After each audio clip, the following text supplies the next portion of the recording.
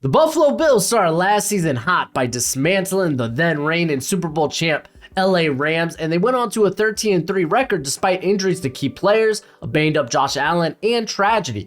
But they got to the playoffs and those injuries caught up with them, and they ended up exiting out of the divisional round. But they got their eyes on 2023, wanting more. Let's go ahead and discuss.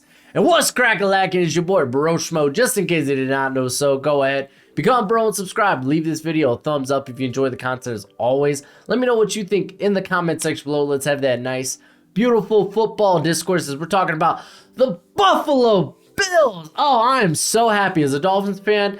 I am happy to be done talking about the AFC East. Like, legitimately, it sucks how good the AFC East is. It's really, really going to be treacherous for the Dolphins. But we're talking about the Bills today. We're going to go over the coaching staff, the scheme, and the roster. But stick with me until the end because then I'm going to give you my prediction for the Buffalo Bills in 2023. So without further ado, let's go ahead, get into the nitty-gritty with the coaching staff, as this group is led by Sean McDermott as the head coach, and as you can see, the DC is vacant as Leslie Frazier, he kind of stepped away from football, at least football activities.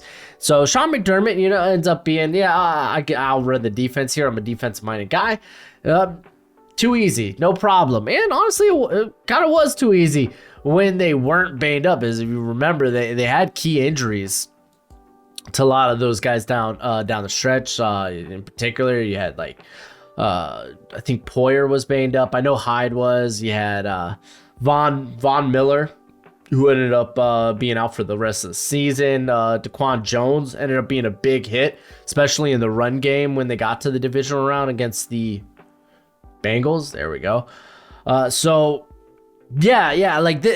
the defense was playing pretty darn well in spite of a lot of things going on there. But Sean McDermott, he's done a phenomenal job. He's been with this squad since 2017. If you're unfamiliar with his defense, you kind of get this base 4-3 defense that they run about an even amount of stunts and blitzes. They like to mix it up.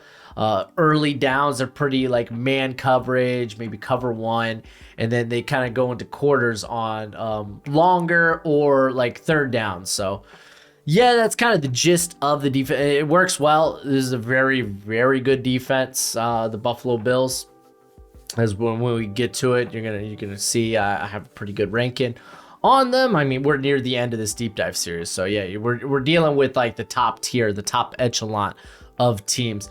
But let's talk about Ken Dorsey for a little bit, because hot diggity dog, man, he did a solid job last season. I put his scheme as like a pro spread with like West Coast concepts. Like, to put it bluntly, he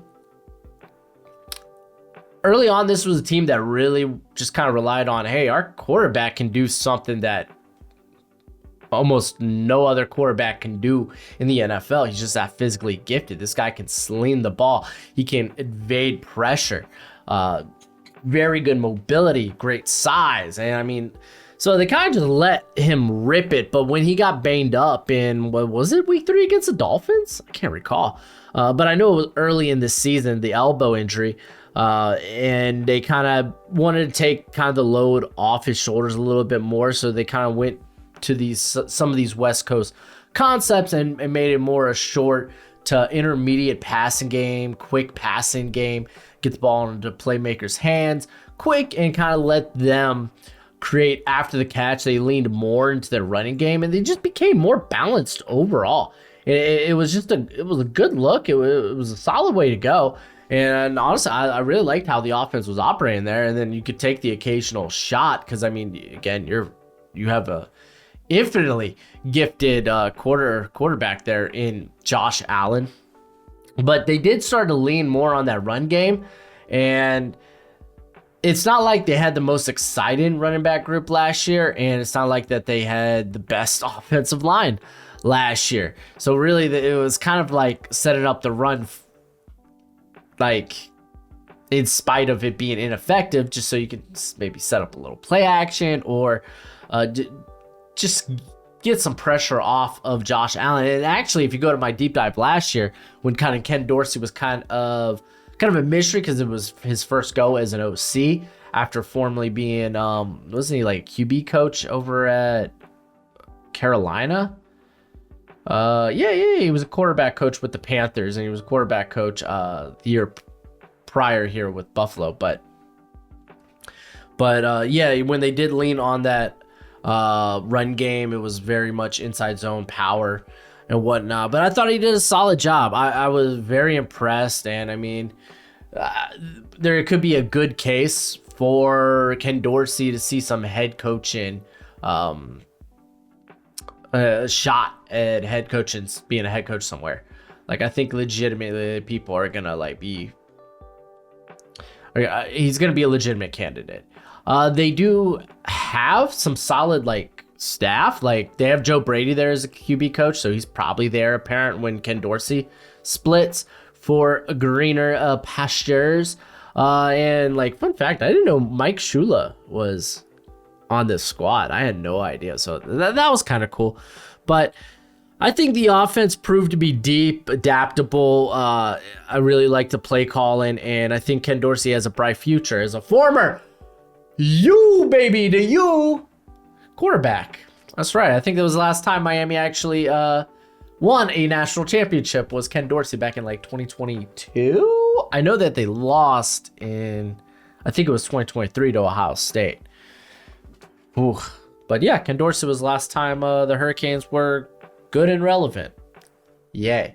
Let's go ahead and talk about this offense. But first, I want to shout out today's sponsor, Underdog Fantasy. Underdog Fantasy is currently one of the most premier fantasy betting apps, and they got a best ball tournament with $15 million in cash prizes. So if you sign up at Underdog Fantasy using promo code Broshmo, they will match your first deposit up to $100. Remember, when you sign up, use promo code Broshmo and they'll match that first deposit up to $100. That's right, we're knee deep in fantasy draft season. There's not a better place to play fantasy football than Underdog Fantasy. But as always, bet responsibly, my friends. Let's go ahead, get to this offense.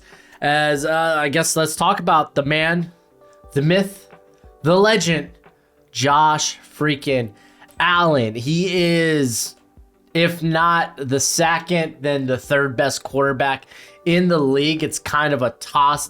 You got Patrick Mahomes. I think he's kind of in a tier by himself in terms of pure tools and just ceiling. I think it has to be Josh Allen. But then there's Joe Burrow, who is I ain't got the strongest arm, but what can I say? I'm very poised in the pocket. I know how to extend plays, and I throw one hell of an accurate ball. I don't know. I'm just good like that. I'm Joe Shiesty. But that's not his video. We'll talk about the Bengals in a couple of days now. But Josh Allen, one of the best quarterbacks in the league. He elevates this offense so much, and I think that's in spite of some of the clear weaknesses that they have on this offense. And I think in particular, when we get to it, it's going to be the offensive line. It's kind of my biggest concern, though I think there's some reason for optimism when it comes to this offensive line. But yeah, no, Josh Allen is just freaking special. No one was throwing stinking big time throws like he was. His rate was just freaking insane last year. Just looking at it, we had 52 big time throws. That's just nuts. Just nuts. Averaging 7.6 big time throws a game. Excusez-moi? That's stinking wild. But also what went up with Josh Allen this past season was the turnover-worthy plays. He had 33, and I'm including the playoffs here. So yeah, that's a pretty darn high number. Though it's always kind of been high, his whole career. It just happens that he set a PR this past season. But I mean, if you look at prior years, 27, 29, 27, he's kind of always in that range, but it's just like he makes up for it with just, again, these big monster plays. If we're going to look at how he attacks downfield, adjusted completion percentage of 44% on passes of 20 yards or more is a hell of a good number. I mean, it's not Geno Smith's 56%, but again, that's not sustainable. This has been for Josh Allen. It really has. And honestly, I feel like his numbers should be bigger downfield. He's kind of like, it just kind of blows my mind, like looking at that 37 big time throws, and it just kind of equates to like 12 tutties on passes that deep. I mean, that is what it is, but I mean, yeah, no, the dude's just talented. He's just special. He had over 800 yards rushing last season, a guy that can get it done with his feet. I mean, at 6'5", 237, man, this guy just moves so stinking well. Like he's just special, and he elevates this offense just so stinking much. Now, let's talk about the weapons. Again, I'm probably going to finish with the offensive line since that's my biggest concern. But the weapons here, he has one great weapon and one of the best wide receivers in football in stinking Stephon Diggs, who had close to 1,600 yards last year. Again, if we're including the playoffs, and 11 tutties, 15 forced missed tackles. So someone who can create after the catch. He can attack all levels of the field. He's one of the best route runners in football. So like, yeah, you have an elite target there. Opposite of him, you have Gabe Davis, who is very, very streaky. Like I always use this, metaphor, I guess, that I always, when I think of streaky, I think of J.R. Smith. Because like years ago, this was the guy that could drop 40 points on you and then the next night go for like 3 points. Like he was super streaky like that. I remember him back like with the Nuggets with Carmelo and such. Golly, I'm showing my age at this point.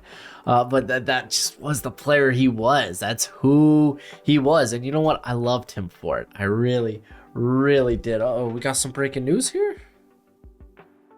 Oh no, Jerry Jeudy carted off the field. Oh, no, I'm just trying to keep tabs. If any breaking news comes through now with Trey Lance maybe on the trade-in block, Jonathan Taylor, such. So I'm trying to keep up with the news. But Gabe Davis, yeah, he was a little streaky last season. If you include playoffs, though, he did finish with close to 1,000 yards, which is a pretty good number for a wide receiver too.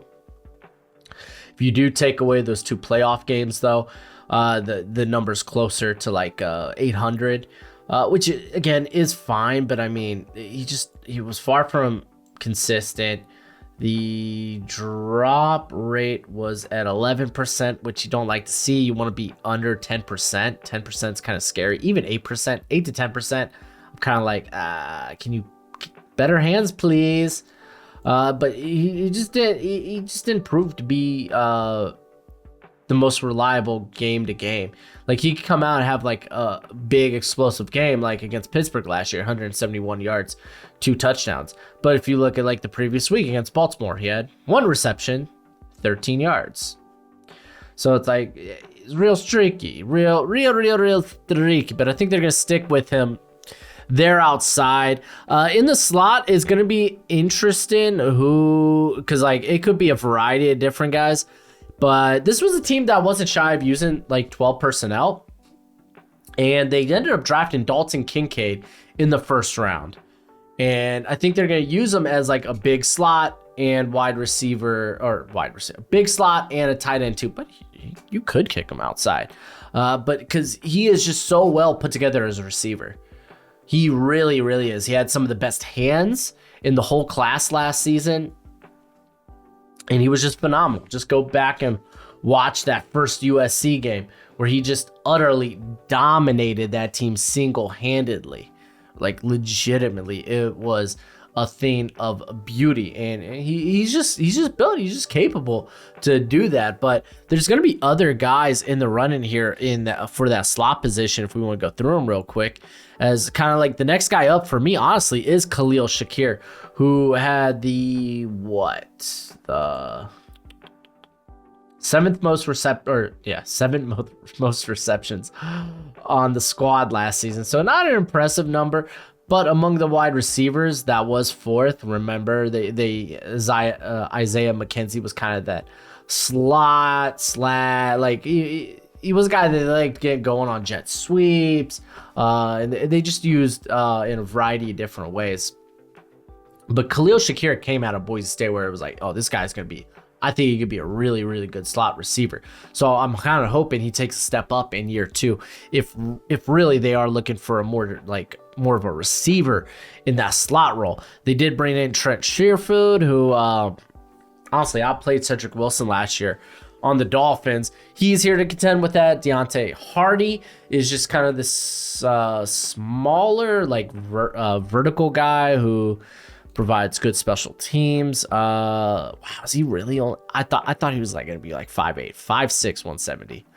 Woof, woof, woof. But yeah, he's someone that they could get creative with and have fun with. Those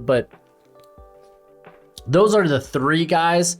I think more so you look at Shakir, Sherfield, and Kincaid as possible options there at the slot position. We could talk about Dawson Knox, who last season was tied for second in targets with Gabe Davis. He had over 600 yards, again, if we're including the playoffs, and kind of had somewhat of a like, yeah, I'm one of the like top like 15 tight ends in the league. I don't think he's a lead or anything. We kind of been waiting for this like stupid big breakout year. And I don't think that's coming. I think it's just like, hey, no, he's just he's a solid tight end, man. He's a good tight end. Good on him. That's all you can ask for. James Cook, I'm really hoping they get to utilize more in the passing game. He only had 21 receptions last season. And there's just so much that you could untapped when it comes to his receiving ability. Like Georgia made full use of that. This guy's just stupid fast, and softer hands than you'd expect.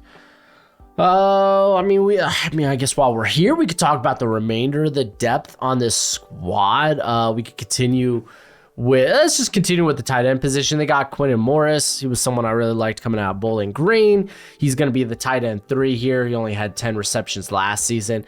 They bring in Jay Sternberger, who was formerly a Green Bay.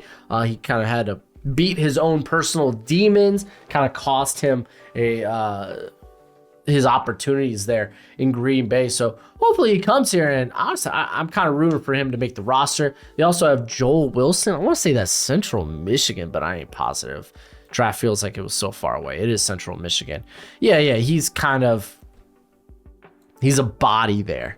There's not much more I can say about that. Going back to the receivers, they did draft Justin Shorter in the 5th round. Big cat. Who's got, I think, really good vertical speed, 6'4", 223, played there at Florida, formerly of Penn State, but kind of like injuries caused him not to get starts. He was a highly recruited prospect. He ended up transferring, and then he had like a devastating injury to end his 2021 campaign that cost him from, I honestly thought, coming out in the 2022 draft. He ends up coming out in the 2023 draft. And just someone who has that prototypical X size that you kind of hope can be a contested catch threat. I'm trying to remember specifically what his contested catch numbers were last season. I mean, I got him. I've got him right here. I could pull it up off my my little Google spreadsheet from last year. Yeah, Justin Shorter, wide receiver 26 for me. Oh, wow. He's down to 223. I had him at 234. But yeah, no, he ran pretty well. Not the most agile guy. And I mean, 50% contested catch rate, you kind of hope that might get better. But to be fair, they didn't have a a guy with a contested catch rate over 50% last year, I think. Khalil Shakir, but he didn't have a ton of volume. Yeah, everyone else was sub 50. I mean, even Dawson Knox was 36.4. You gotta get that up, dude. You're the tight end, bro. You're the tight end. And I mean, even Gabe Davis, with all his size, can't make contested catch to save his life. The rest of the talent here, Desmond Patman, he's a name from back in the day. I want to say it's Washington State. You got Keyshawn Johnson. Was he Fresno State, formerly of the Cardinals? Maybe I'm thinking of no, it is this one. Okay, so I mean, I'm looking at these guys, like no one really stands out. They got Isaiah Coulter from Rhode Island. Andy Isabella, revive the career, buddy. But I mean, I think these guys are all long shots. I'm pretty confident that these are your 6 here. So I don't really think anyone worth mentioning. Let's go ahead, talk about the running back group in particular. Going back here, I have James Cook as the running back 1, as he looks like he's going to be that guy, but I'm really assuming, I mean, they Devin Singletary, he's gone, but they bring in Damian Harris. As long as he's healthy, he's probably the guy getting that's going to be getting this 50-50 split. But I mean, there's a good case we see some Latavius Murray. Like, he comes in and he's just been good vet back that could come in and like produce really well for you. Like, low key, like that's just kind of him, especially with how injury prone Damian Harris is. Like, Latavius Murray might be like, he might end up being like a waiver wire guy you pick up and helps you get to that playoffs. Again, it kind of depends on the split. Like, I imagine James Cook is going to be the guy getting the most carries here. But I mean, if you look at last year, Devin Singletary had like almost 90 more carries than James Cook. And it's not like he was used more in the passing game. Singletary had more receptions. And if I'm going to be honest, Singletary was more productive in the pass game. Big part of that is he's a much better pass blocker, but still. So Latavius Murray, there's a shot he really eats into this. There is really a big shot. All right, just looking at more news. Apologies. Looking at the other depth, I think we could probably make a case. The running back 4 spot, it's kind of a wide open battle here. Here, let me move the screen over for y'all. As you can see, we got Darrington Evans, Ty Johnson, and Jordan Mims, who's coming from Fresno State, who's got a good combination of size and shiftiness to him. He's kind of my sleeper, my dark horse to make the roster here, but they probably go with a more veteran guy, which maybe I give the edge there to Ty Johnson. Because like Darrington Evans is just kind of like, I'm fast and happen to play football. Not like he's a football player who is fast. So I don't know. We'll see about that. But again, of course, this team's run game is going to be dictated by the offensive line. As of, I think, the beginning of this week, Osiris Torrance has been listed as a starter, but there is a good case that they might go with a maybe someone more experienced, like my boy Ike here. I'm gonna just shift over. Ike, I'm not gonna try to pronounce his last name. He actually had the ACL injury last season, and I think it was the ACL. Again, correct me if I'm wrong, but I know he was banged up and he didn't play, I think, at all last season. But he does have previous experience where, like in 2021, he played over 600 snaps. In 2020, he played over 800 snaps. And he was solid. He was a solid contributor. So there is a good case that Ike ends up starting ahead of Osiris Torrance. With that being said, I'm kind of cool with either or. But yeah, no, if I think if anybody is, because I don't think David Edwards is doing it. Ryan Bates, are they legit moving him to center? That's going to be very interesting. But it's not like Bates was really any good last season. He was like, honestly, if Ryan Bates is the worst player on your offensive line, then you're probably in good shape. But even then, you look at him as, probably could upgrade. Honestly, and this is the thing, this is the caveat. Because even if Bates was a starter, he isn't the worst player on their offensive line. Spencer Brown just has not developed a guy who has tools, has traits, but just has not developed. He has been not good for this squad, and they have been unable to replace him. They just haven't had a guy. Like even David Quisenberry, you can make a case that, oh, he could probably step in and be better. I don't think he's going to be that much better.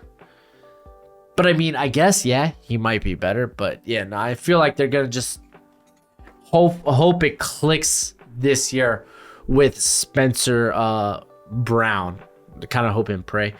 Mitch Morris is on the downslope of his career, but he's still producing pretty well as a pass protector. But yeah, quality, older guy, but again, quality. You are going to have to replace him eventually. They bring in Connor McGovern from the Cowboys. I think he's fine enough. I mean, I don't think it's like a huge addition, but I think it's fine. It's fine. Best player on this line currently is Dion Dawkins. And yeah, man, like this offensive line for me isn't like anything special.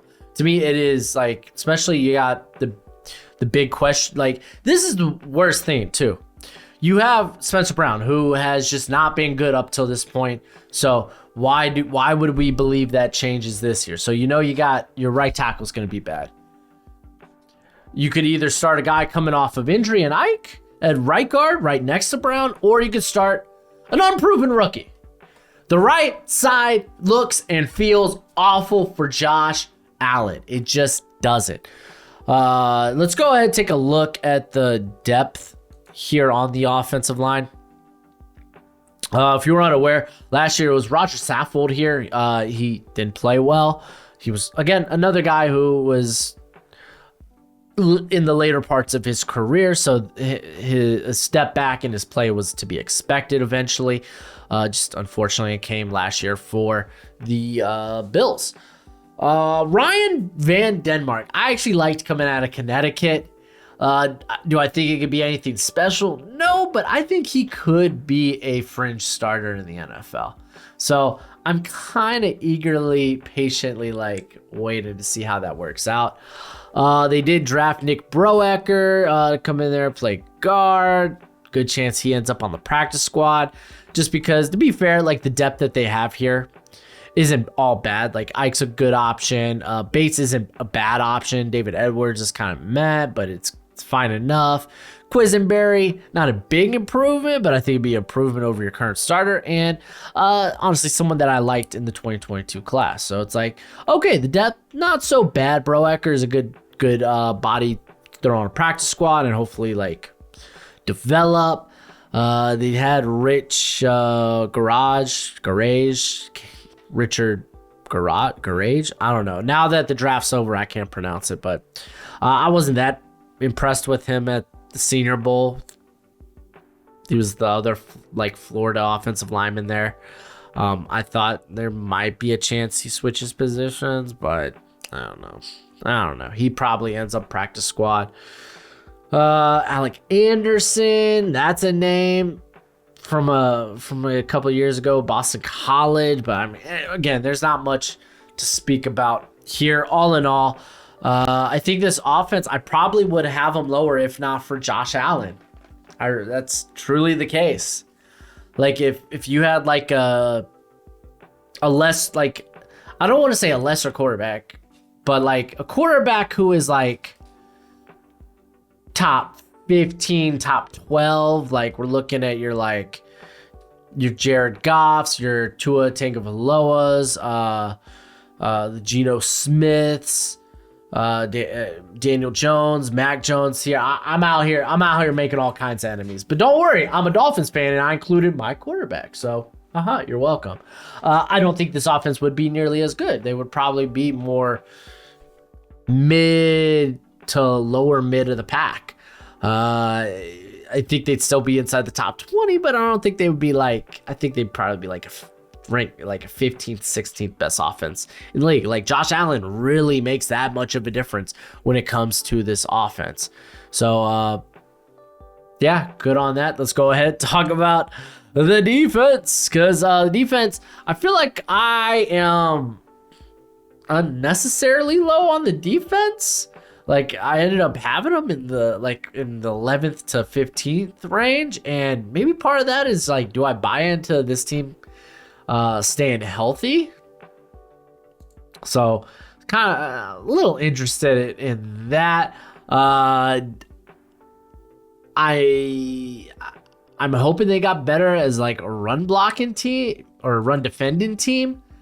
I mean, because once Daquan Jones went out last season, like they couldn't stop the run. They just couldn't. But they brought in some guys to kind of help mitigate some of that. So, like, I don't think it's like a lost cause. It should be something they do get better at. So, like, I feel relatively good about the defense in general. But let's go ahead and talk about the starters here. Starting with the defensive line. It's an impressive defensive front.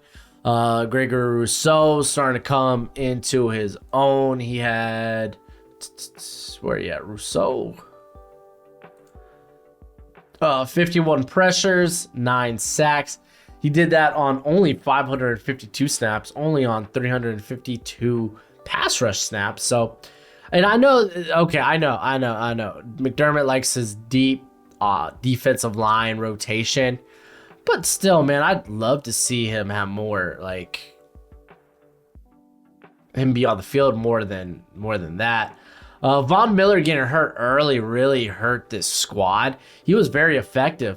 45 pressures, 8 sacks on only 311 pass rushing snaps. So it's like he was exceptionally effective there. They do have a good interior presence with Ed Oliver, more so as a pass rusher, but I think he's starting to come together as a run defender, but also not a guy that, like, if he gets hit with a double team, he's dead to rights. I mean, there's times he just gets out-muscled in the run game, but I think that's why they've made some of the additions, which we'll get to in a second.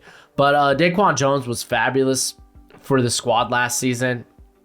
Very good run defender, and like you could really tell, like this team lost a lot when, like, Von Miller, who's also a good run defender in his own right, Von Miller goes down, Daquan Jones goes down, and it's like, oh crap! Suddenly our run defense isn't as good as it once was. But they have really good depth, and I think they invested a good amount in trying to get more bodies that could defend the run here. So let's go ahead and get into it. They bring in Tim Settle from, I think he was with the Panthers last year.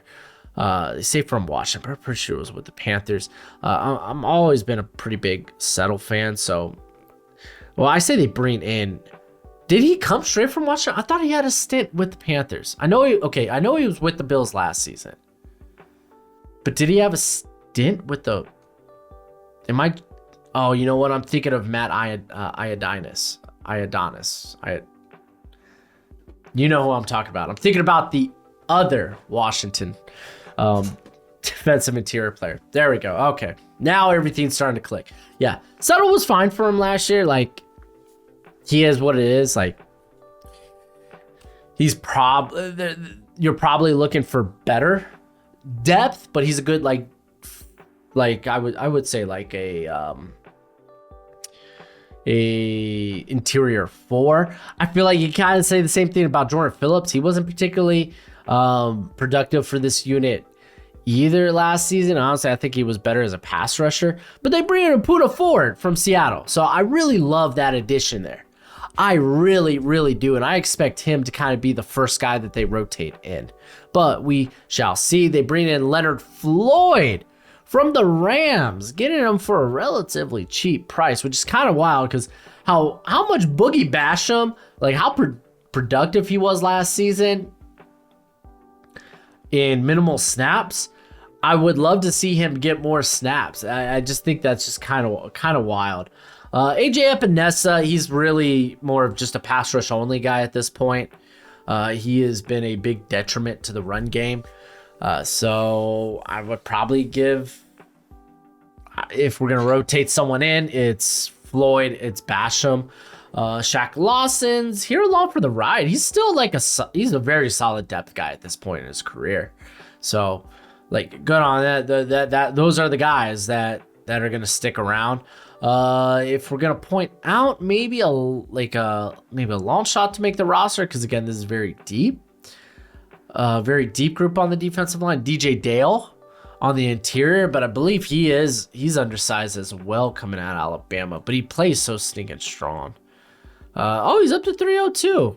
Okay. I was pretty sure he was playing around 292, but fine. It's fine. He's very condensed, so he gets natural leverage. So you love that. You love to see that. So defensive line, I'm feeling good about. The Puna 4 edition, I think, helps. But again, if you could keep guys like Jones and Miller healthy, then you're going to be just in a good place. I know I have Dorian Williams as a starter. People are going to lose their crap because they really like Terrell Bernard. Listen, Bernard only played in 6 games last season. He's, I think, in terms of physically put together, not ideal, 6 foot, 224.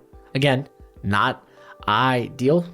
It's kind of smaller. And if you think about it, Dorian Williams for me is kind of a replacement for Tremaine Edmonds. If you were looking for this lengthy, athletic linebacker, that was Dorian Williams. It really, really was. He was actually very good in coverage for Tulane.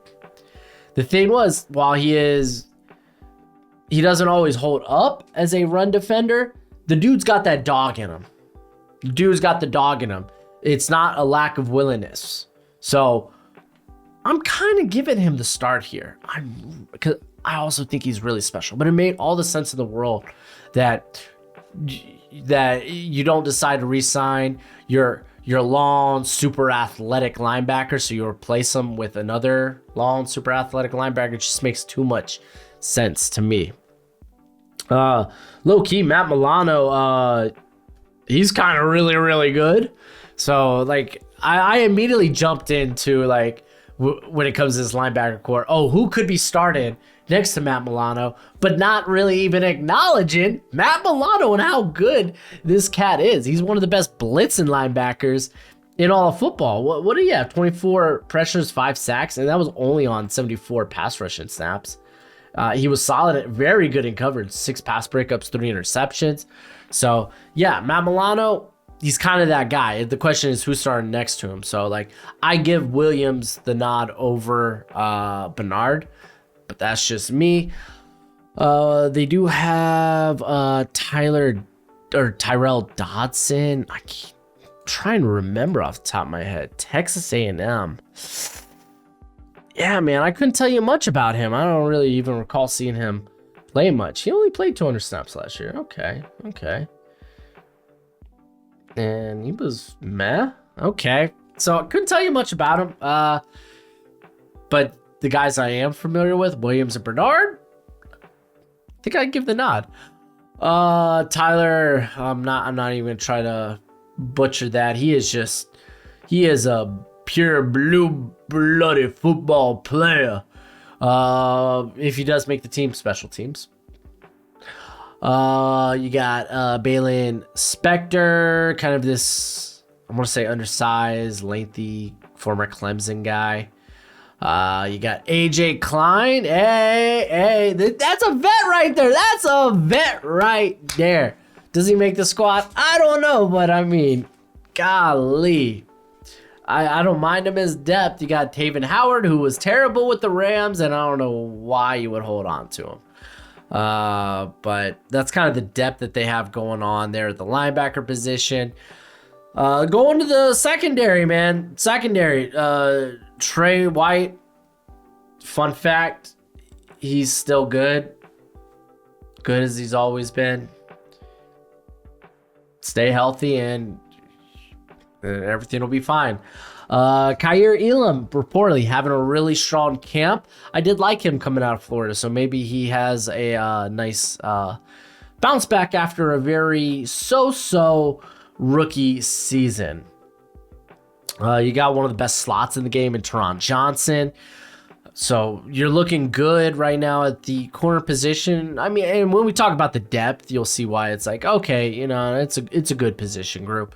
Jordan Poyer and Micah Hyde, one of the best safety tandems in football when healthy. But to be fair, they got really good depth at that point. I mean, those are two guys that aren't like the thickest guys to come down and play the run, but they do that well, and you won't hardly see them out of place in coverage.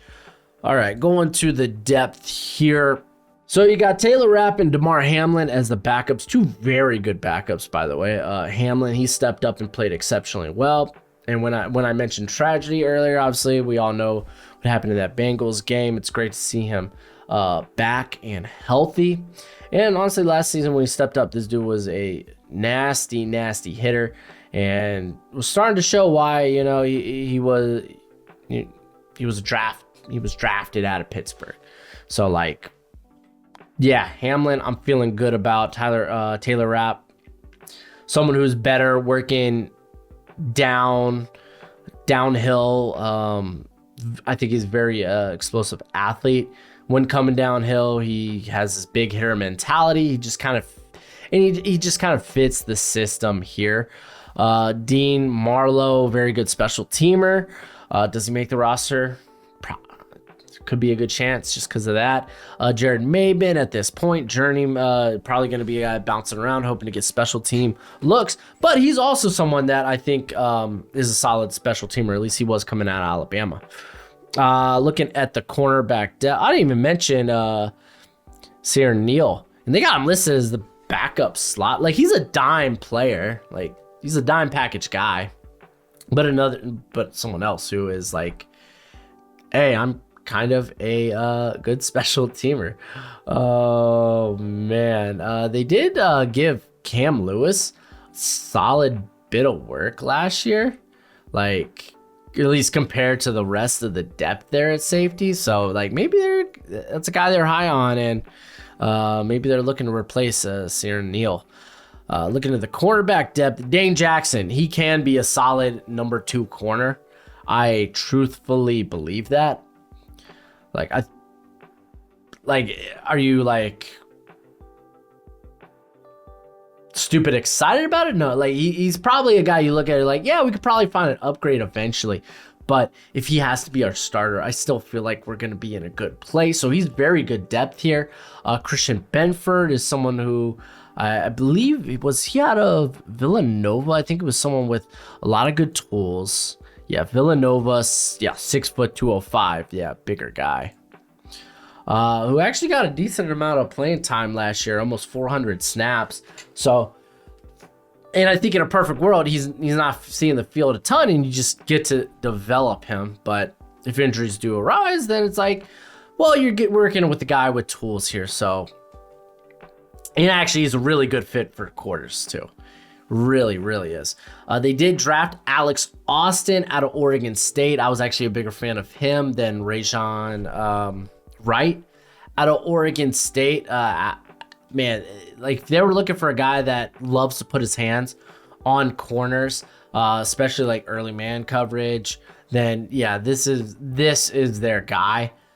So like I think there's a good chance he makes the roster at corner 5. Really depends if they hold on to, like how much they hold on to in general.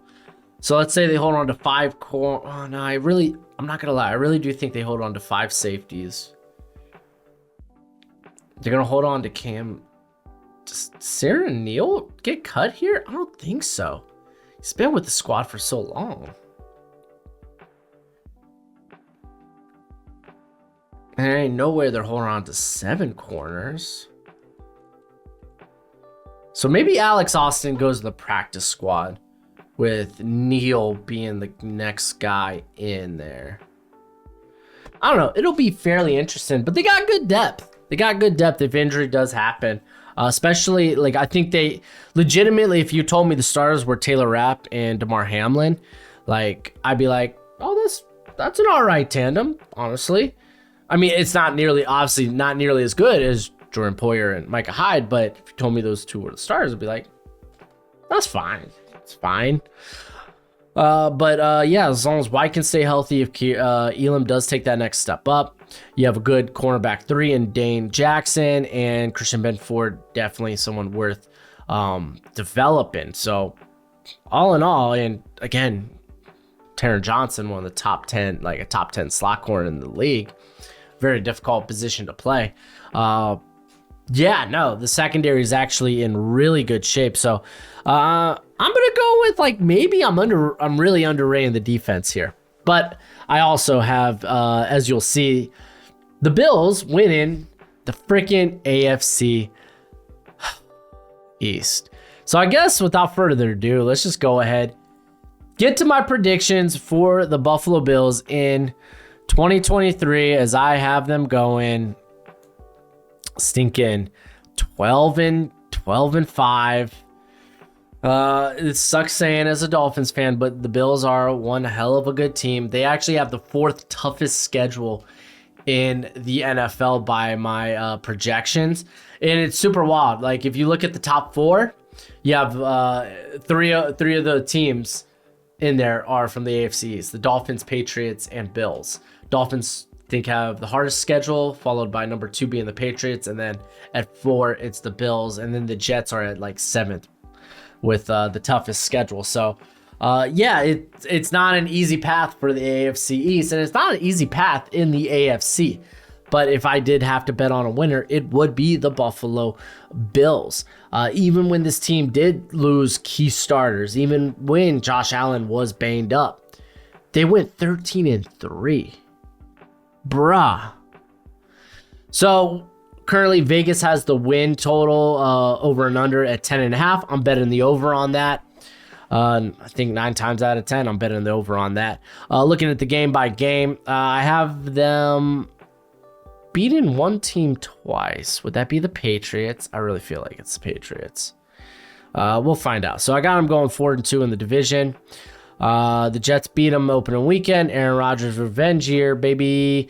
They get the Raiders. Honestly, opening schedule is not terrible. Because keep in mind, this is Aaron Rodgers. There are quite a few new pieces on that offense. So maybe they're not running maybe they're not running all full entering week 1. The Raiders, they could be a streaky team. I don't think they're necessarily a good team. Washington, you can kind of say the same thing. I don't think there's reason for optimism, but in the face of the Bills, they're the inferior team as of right now, in my opinion. You get the Dolphins here at home early on, so you don't have to cry about how hot is it in Miami. Oh my gosh, this humidity. Yes, it was very hot, but come on, man. Dolphins won that game. Just give us the win. Let's not cry about the heat. They played in the same heat as you guys. Come on, man. As a Dolphins fan, let me have this, bro. You travel to London, and to be fair, this might as well be a home game for the Jacksonville Jaguars, so I could see the Jacksonville getting a win here. I mean, to be fair, every now and then, Jacksonville tend to have the number of the Buffalo Bills. If we all remember that, what was that? Josh Allen strip sack, I think, of Josh Allen. Or was it just maybe a sack on 4th down? I can't recall, but it was a stupid low-scoring game. But yeah, maybe. I got y'all beating the Giants. I imagine I gave you 2 wins against the Patriots. I think the Bills have maybe had the number of the Patriots the last couple of seasons. Beating Tampa Bay. You get the Bengals here. The Bengals are just going to be a tough team to beat in general. Beating the Broncos, beating the Jets. I'm surprised. Honestly, I feel like I probably could give this one to the Eagles at home. I mean, you're going into your bye. Then again, I can't remember when the Eagles bye is. But I mean, there's a good case that Coming out of the bye, y'all beat the Chiefs, but it is in Burrowhead. You like what I did there? Losing to the Cowboys. I don't know how I feel about that one either. But again, if you don't know how I figure out like win totals and whatnot, I like fill out the schedule multiple times with what I expect to be the ceiling and the floor of teams, and then I kind of go with the medium.